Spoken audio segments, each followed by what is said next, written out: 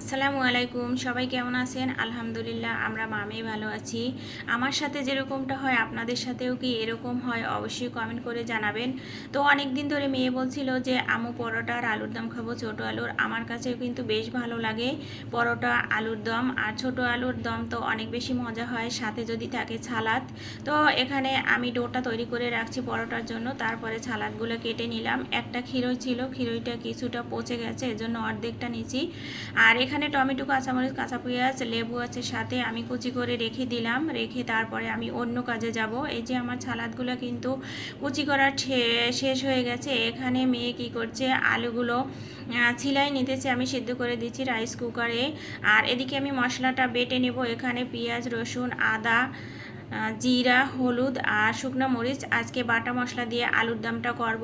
আমার মেয়ে বাটা মশলা দিয়ে আলুর দম বা যে কোনো তরকারি খেতে বেশি পছন্দ করে। আর আমি কিন্তু সব তরকারিতেই কাঁচামরিচ খাই, শুধু মাংস ছাড়া। তো কিছু কিছু তরকারি আছে যেগুলোতে বাটা মশলা, যেমন মরিচ বাটা দিয়ে রান্না করলে কিন্তু অনেক স্বাদ হয়। তো আজকে আমার কপালটাই এরকম হয়েছে।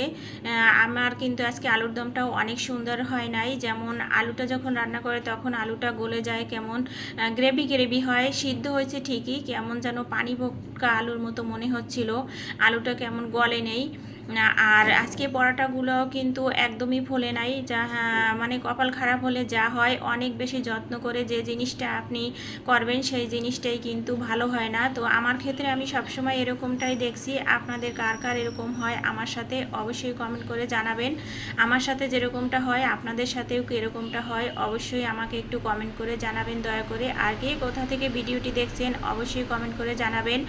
আজকে আমি কিন্তু পরোটার ভিতরে তেল দিব না, আজকে আমি পানি আর আটা দিয়ে তারপরে পরোটাটা তৈরি করে নেব। তো আজকের পরোটাটা আমার মনে হচ্ছিল যে আমি তেল দিই নাই, এজন্য কি ফুলছে কম নাকি আল্লাহ জানে, আমার কপাল খারাপ। মানে আমি ভিডিও করতে গেলেই আমার ভিডিওতে একটা না একটা গাবলা হবেই, আজকেও সেরকম গাবলা হয়েছে। তো আমার পরোটাগুলোও এক এক করে সব ভাজা শেষ। এখন আমরা মা মেয়ে খেয়ে নিব, সাথে আমার বোনও আছে কিন্তু। তো এখানে আমি সবার জন্য পরিবেশন করে নিলাম আলুর দমটা দিয়ে, তারপরে সালাডটা তৈরি করে নেব। আজকের সালাডটাও কিন্তু অনেক বেশি মজা হয়েছে। আর সালাদের ভিতরে যদি একটু লেবু কুচি বা লেবু রস দিয়ে সালাডটা তৈরি করা যায় তাহলে কিন্তু সালাদটা অনেক বেশি মজা হয়। আমার কাছে তো বেশ মজা লাগে সালাদ, আর সালাদ খেতে আমি সবসময়ই পছন্দ করি। আর আমার মেয়েও কিন্তু সালাদটা অনেক বেশি পছন্দ করে। আর পরোটার সাথে সালাদ সে তো অনেক মজার, অনেক সুস্বাদু হয়। তো আজকে আমাদের মা মেয়ের ভিডিও এ পর্যন্ত, কেমন লাগছে অবশ্যই আপনারা কমেন্ট করে জানাবেন। আর সাবস্ক্রাইব করে পাশে থাকবেন। দেখা হবে পরবর্তী কোনো ভিডিওতে।